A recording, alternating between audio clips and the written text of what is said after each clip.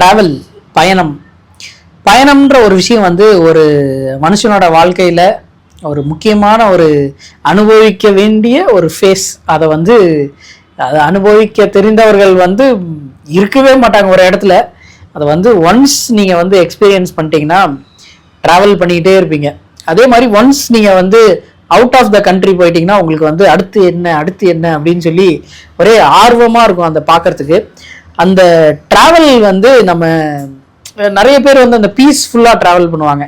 இந்த பஸ்ல வந்து போய் ரொம்ப நாள் ஆனவங்க இந்த மாதிரி ஒரு தீபாவளி டைம்லயோ இல்லை பொங்கல் டைம்லயோ பஸ்ல கஷ்டப்பட்டு ஏறி போயிட்டு இருக்கும்போது ஒரு இளையராஜா சாங்கை போட்டுட்டு அப்படியே ஜாலியா போகும்போது இருக்கிற அந்த ஃபீலே வேற மாதிரி இருக்கும். அது வந்து நீங்க விருப்பப்பட்டு போகணும் அப்படின்னு நினைச்சு நீங்க வந்து போகும்போது கண்டதை பத்தி யோசிச்சுக்கிட்டு இல்லாம ஏதாவது ஒரு நல்ல சாங்கை போட்டுட்டு ஜாலியா நீங்க போனீங்கன்னா அந்த ஃபீல் வந்து நிறைய பேருக்கு கிடைக்குது. நிறைய பேர் அதை எக்ஸ்பீரியன்ஸ் பண்றாங்க, நிறைய பேர் வந்து அதை ரசிச்சு பண்றாங்க. ஒரு சிலருக்கு வந்து ஒரு விஷயம் பிடிக்கும், ஒரு சிலருக்கு சாப்பிட பிடிக்கும், ஒரு சிலருக்கு வந்து டான்ஸ் பிடிக்கும், ஒரு சிலருக்கு பாட்டு பாட பிடிக்கும், ஒரு சிலருக்கு யூடியூப் வீடியோஸ் பண்ணுறதுக்கு பிடிக்கும், ஒரு சிலருக்கு வந்து ட்ராவல் பண்ணுறது பிடிக்கும், ஒரு சிலருக்கு வந்து இந்த அட்ரினலின் ரஷ்ஷை வந்து எக்ஸ்பீரியன்ஸ் பண்ணுறது பிடிக்கும். அந்த மாதிரி நிறைய விஷயங்கள் வந்து இப்போ இருக்குது எக்ஸ்பீரியன்ஸ் பண்ணுறதுக்கு.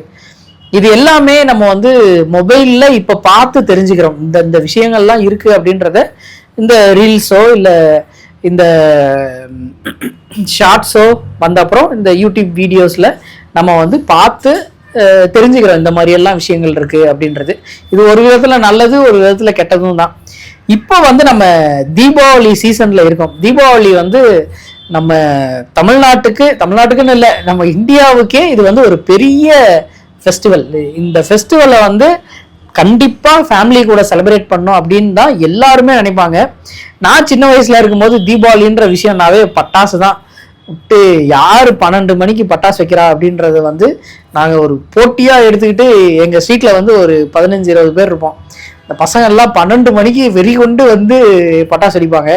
நான் எங்க அப்பாட்ட அடியெல்லாம் வாங்கியிருக்கேன். ஒரு நாள் வந்து 12 மணிக்கு 12:01 போய் இந்த மேலே போய் ஸ்பார்க்கிள் ஆகிற மாதிரி இருக்கிற பட்டாசை வச்சு இந்த எங்கள் அப்பா வந்து டிரான்ஸ்ஃபார்மர் வெடிச்சிருச்சோ அப்படின்னு நினச்சி கிளம்பி வந்து பலார்னு ஒன்று விட்டாரு. அன்னையிலேருந்து நான் 12 மணிக்கெலாம் எந்திரிக்கிறது இல்லை அந்த பயத்தினால. அந்த மாதிரி வந்து பட்டாசு வெடிக்கிறதுன்றது ஒரு முக்கியமான ஒரு ரிச்சுவல். அதை வந்து எல்லாரும் இப்போ மறந்துட்டாங்க. இப்போ வந்து தீபாவளினாவே புது ட்ரெஸ்ஸு போடுறது, படத்துக்கு போகிறது, ஊர் சுற்றுறது அப்படின்ற ஒரு விஷயம் ஆயிடுச்சு. இந்த பட்டாசு வெடிக்கின்றது இன்னும் ஒரு சில கிராமங்கள்ல இருக்கே தவிர சிட்டிஸ்ல வந்து அந்த அளவுக்கு பெருசா யாரும் எஃபர்ட் போடுறது இல்லை பட்டாசு வெடிக்கிறதுக்கு. டே டைம்லாம் கிடையாது, எல்லாம் நைட்டு தான். நைட்டு வந்து 100 ஷாட் 150 ஷாட்டுன்னு வச்சு விட்டு அரை மணி நேரம் பார்த்துக்கிட்டே இருக்கிற மாதிரி இருக்கும். நம்ம தீபாவளி டைம்ல வந்து ஃபேமிலிஸோட இருக்கிறதுக்காக அந்த பண்ற டிராவல்ன்ற ஒரு விஷயம் இருக்குல்ல, அது வந்து ஒன் ஆஃப் த எப்படி சொல்றது ஃபர்ஸ்ட் எக்ஸ்பீரியன்ஸாக தான் இருக்கும். நம்ம இப்போ அதிகமாக காசு வச்சிருக்கவங்க வந்து ஏற்கனவே டிக்கெட் புக் பண்ணியோ இல்லை கார்ல போயோ, இந்த மிடில் கிளாஸ் ஃபேமிலிஸ் எல்லாம் இருக்காங்கல்ல, அவங்க வந்து இந்த ட்ரெயின் டிக்கெட்டை 3 மாசத்துக்கு முன்னாடியே புக் பண்ணுவாங்க. நம்ம வந்து ஒரு இடத்துக்கு போகிறோம் அப்படின்னா இந்த டைம்ல கண்டிப்பா கிடைக்காது அப்படின்னும் போது ஃபேமிலிஸ் எல்லாம் 3 மாசத்துக்கு முன்னாடியே டிக்கெட் புக் பண்ணுவாங்க. இது வழக்கம் போல எப்பயுமே டிக்கெட் புக் பண்ணாம எப்போ போறோம்ன்றதே தெரியாம இருக்கிறவங்க வந்து பஸ் ஸ்டாண்ட்ல போய் வெயிட் பண்ணி அதுக்கப்புறம் ஏறுற மாதிரி தான் இருக்கும். அது அவங்கள குறையும் சொல்ல முடியாது, ஏன்னா அவங்களுக்கே தெரியாது எப்போ அவங்க கிளம்புவாங்க, எப்போ வேலை முடியும் அப்படின்றதே தெரியாது. அந்த மாதிரி கிளம்பி போகும்போது இருக்கிற அந்த ரஷ் இருக்குல்ல, அந்த கூட்டத்தை சமாளிக்கணும் அப்படின்றது இருக்குல்ல, அது வந்து ரொம்ப ரொம்ப ரொம்ப கஷ்டமான ஒரு விஷயம். நான் வந்து ஒரு தடவை பொங்கல் டைம்ல வந்து நான் டிக்கெட் புக் பண்ணல, நான் வீட்டுக்கு போகணுன்ற தாட்டே இல்லை. பட் என் ரூம்ல வந்து 5-6 பசங்க இருந்தாங்க, எல்லாருமே வீட்டுக்கு போயிட்டானுங்க. நான் மட்டும் தான் போகாம இருந்தேன். எனக்கு ரொம்ப லோன்லியா ஃபீல் ஆச்சுன்னு சொல்லி சரி வீட்டுக்கு கிளம்பிடுவோம் அப்படின்னு சொல்லி கிளம்பினேன்.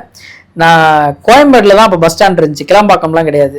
அப்போ வந்து கோயம்பேடு போயிட்டேன். நைட்டு வந்து நான் ஒரு 7 மணிக்கு கோயம்பேடு போனேன் பஸ் ஏறலாம் அப்படின்னு. நான் வந்து 7 மணிக்கு போனவன் நான் வந்து விடிய காலையில 4 மணிக்கு பஸ் ஏறினேன். அவ்வளோ கூட்டம், வர பஸ் எல்லாமே ஃபுல்லு, எல்லாம் நின்றுக்கிட்டு போறாங்க. நான் வந்து சேலம் போகணுன்றதால என்னால் 8 மணி நேரம் 9 மணி நேரம்லாம் நின்றுட்டு போக முடியாது. அதனால நான் வந்து வெயிட் பண்ணி 4 மணிக்கு தான் பஸ் ஏறினேன். அந்த விஷயம் இருக்குல்ல, அது வந்து இப்பவும் கண்டினியூ ஆகிட்டு தான் இருக்குது. நான் வந்து 2012 என்ன நான் ஃபேஸ் பண்ணனோ அந்த விஷயம் வந்து 2025 ஆயும் அதே மாதிரி தான் இருக்குது. இன்னும் வந்து ட்ரெயின் இப்போ பஸ்ஸில் எல்லாம் டிக்கெட் புக் பண்ணுறாங்க அப்படின்னா ரெட் பஸ்ஸில் ஒரு டிக்கெட்டோட ரேட் வந்து 3500 ரூபா 4000 ரூபா.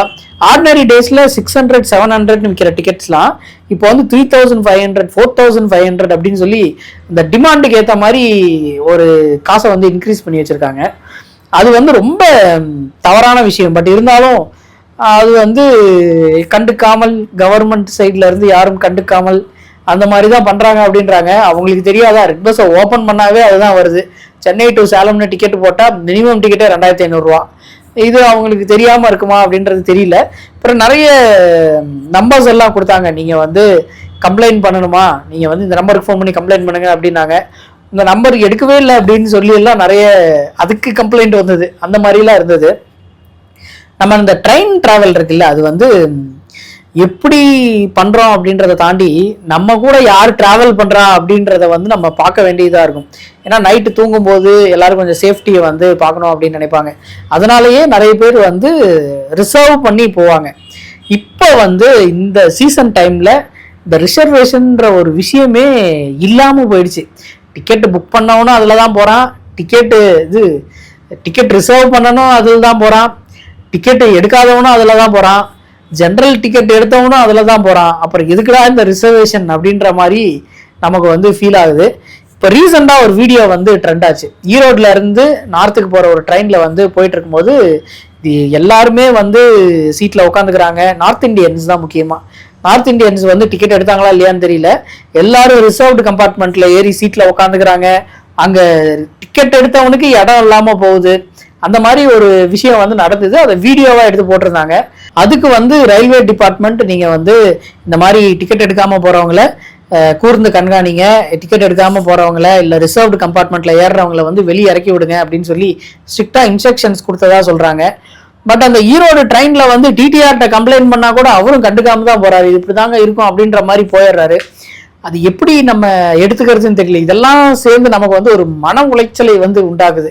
ஏன்னா நான் கஷ்டப்பட்டு டிக்கெட் புக் பண்ணி நான் சேஃபாக போகணுன்றதுக்காக தான் ஏறுறேன்.